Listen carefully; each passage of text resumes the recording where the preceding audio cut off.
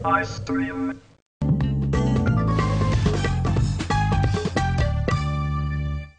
and welcome to a very special episode of Star Talk. For us in the broadcasting world, today is International Children's Day.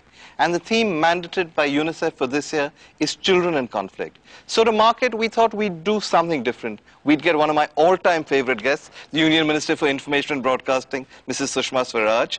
And we'd get an audience of Delhi's best and brightest children. And instead of my asking the questions, we'd let them ask the questions to Mrs. Swaraj. Let's start straight away with Ankur. In the eyes of the world, India is seen as a weak state. The image of the foreign minister flying with 3 terrorists to Kandahar is still fresh in the minds of the people. India is a country with the 4th largest army, the 7th largest air force, and a blue water navy. I want to ask you, ma'am, then why is India still a weak state? Okay, before she answers, I'm going to ask this audience. How many of you think India looks like a weak state? Put your hands up. About 30%. Sushmaji, why? Yes. What answer is there for that? Veer, I don't agree with this perception that India is perceived as a weak state in the world community. And as regards Kandahar, I think as a child, Ankur's reaction is very valid. But I would like to say that diplomacy is not as innocent as childhood, Ankur. The same Maulana Masood Azhar, whom Janaab Pervez Musharraf termed as religious leader in Agra, Janaab Pervez Musharraf had to dissociate himself from the terrorist outfit of that very Maulana Masood Azhar, the Jaish-e-Mohammed. So as I said, that no single event is end of the world. And this shows that we were right in our diplomacy. So what you're saying is sometimes we may not appear aggressive, but that's because in diplomacy sometimes you have to be subtle. Yes. Subtlety is not the same as weakness. The requirement of diplomacy, yes. Nitya? Ma'am, why is our foreign policy concerning Pakistan so contradictory and flawed? Well, if I remember correctly, sometime before President Musharraf visited India, Prime Minister Vajpayee himself said that unless and until cross-border terrorism is ended, we will not have any talks with Pakistan. Yet, he himself, after some time, invited That's a good question. President Why did we reverse our policy Yes. is what you're asking. Yeah? It's a very good question. We reversed the policy because the circumstances reversed. When Prime Minister Vajpayee said that we will not talk to Pakistan unless cross-border terrorism is over, that time we had already announced a unilateral ceasefire. When you announce unilateral ceasefire, then naturally you will ask for something in return, some gesture of reciprocity. So we were saying, now you stop cross-border terrorism, then we will initiate the dialogue. But this policy was reversed when we announced that there will not be any ceasefire now. So the circumstances totally changed. That's why we initiated the dialogue. Damini? Why are we following a policy of refrain and restraint against Pakistan? Why is it always the Pakistanis who have to attack us first and not play by the rules? Shouldn't we just follow a policy of hot pursuit against Pakistan and push them out of the Pakistan-occupied Kashmir? Or should we just say that we're scared of Pakistan? Sahil? After the Lahore Declaration and the Agra Summit failed, has India realized that the talks with Pakistan are doing no good? Shouldn't India launch an offensive attack against the major Pakistan-based and sponsored terrorist organizations to check cross-border terrorism? Okay. How many people here believe we should attack Pakistan? Put your hands up. Quite a lot. How many people believe it's better to talk to them? The Hawks have it, Sushma ji. First of all, I would like to clear your doubt, especially the doubt expressed by Damini, that India is not scared of Pakistan. Mind, a country of 100 billion will never be scared of Pakistan. This is one thing you must clear this doubt from your mind.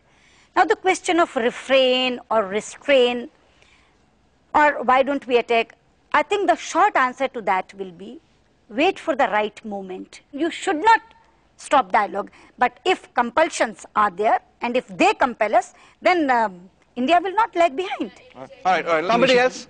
It just took the falling down of 2 buildings in America for America to bomb Afghanistan and, bomb it down to So how ashes long or are we whatever. going to wait is your question. Exactly. All right, okay. I have a similar question. Pallavi Aaron has a similar question. Don't you think it seems that the life of an American is much more important than that of an Indian? 5,000 people died in the WTC attack, but many thousands of people have died in the Kashmir conflict over thousands of years. So how come India's war against terrorism is much more weaker than America's campaign? Why so? It's again, Misha, something else you wanted to ask about that, right? My question is, can we consider the US a friend of India when it comes to Kashmir? Will it support us or will it support Pakistan? Should I Similar put a counter question to you, Misha? Yeah. Why should we at all wait for US response? Why should we be concerned about it whether US will be friend or not? Why should we wait for the help from US? All right, all right. It is our fight. No, Okay. it is our fight All right, against wait a terrorism. We will wait. fight it on our own. Okay. And the Prime but we Minister and the Suraj, Home one question Minister to the boy in the first row. Take the are mic. on record. Okay. What's your question? America is a superpower. If we take its help, we're more likely of gaining privileges and winning the war So against you're saying terrorism. that's why America matters? Yes, that's why. It's America powerful. matters How many everywhere. people saying that we can't fight a war against terrorism without the support of America? So most people would agree with Sushma ji that it's Yes. our war, we must Yes. fight it ourselves. I want to say something. All right. Okay. They take a microphone. Tell me why there's a difference. Sir, we are a brave country. We can fight Pakistan on our own. But if we have United States support, we have the world backing behind us, it will obviously add to our advantage. So we will fight it alone if need be, but of course it's better to fight it with help. Yeah. That's what you're saying. All right. One and one make an Okay, 11. just give the microphone to the boy behind you. Let's just fall back to what you said. The right time has not popped up.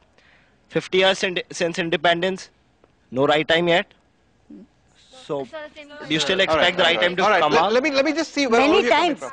I think- Let's hang on. Suraj, we are moving on to the right time. Let's stick with the America question. Basically, all of you believe that America should support us, and many of you feel America has double standards. Is that right? Yeah. Sushma. No, I think this child has articulated the question very well, and it's a very valid point. But that war, beta, we have already won. It is India which has brought cross-border terrorism on the international agenda. It was Prime Minister Vajpayee who went to the US Congress and while addressing the US Congress told them that distance is no guarantee to safety, to security, and America had it. So not for any love for India, but for their own interest, America will eliminate terrorism because they know if there is one terrorist camp left in Kashmir or one terrorist camp left in Pakistan or Afghanistan, it will again strike at US and not at India. So it will be in their own interest, it will be their own strategy that they will come and help in eliminating international terrorism. Kanika Mahajan. Recently, our school children went to Pakistan for a cultural exchange program. And when they met Pakistanis, they actually found out that inside their hearts, they actually have love for the Indians. So is the entire conflict between India and Pakistan only politically motivated? Would you like peace as well, Kanika? Yes, definitely. And you think you can achieve peace without war? Definitely. If we try, we can achieve anything. All right. Sushma ji. When you went to Pakistan and you saw and you experienced yourself in the cultural exchange that people of Pakistan have no hatred for Indians, rather they have love for Indians. That has been my experience too. When 2 years ago I went to Pakistan. But my simple answer to that will be compulsion of domestic politics of Pakistan politicians. Ma'am, that means from India, like there is no domestic, like Not at all. no conflict There between is no politicians in compulsion India. of Indian politicians because Indian politicians, they don't win their elections on the basis of hate Pakistan, whereas in Pakistan, whosoever comes in power, they win the election on hate India campaign. Okay. Final thing. Having heard this, any of you more optimistic about peace? You started out with real hawks. How many people think war is inevitable? Within the next 5 years?